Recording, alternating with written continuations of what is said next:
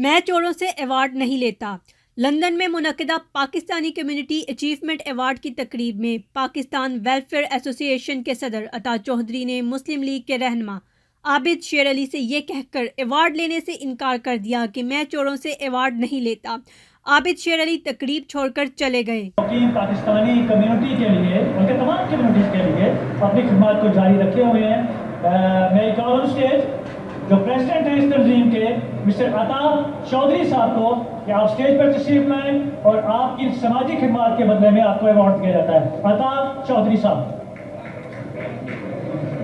तालियों की आवाज नहीं आ रही, प्लीज, थैंक यू।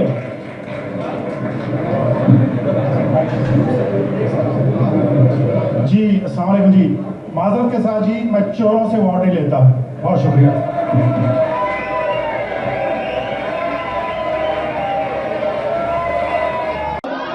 आपकी कम्युनिटी का शुक्रिया अदा करता हूँ। नवाज शरीफ जिंदाबाद। चले मैं गुजारिश करूंगा तमाम दोस्त तशरीफ रखें।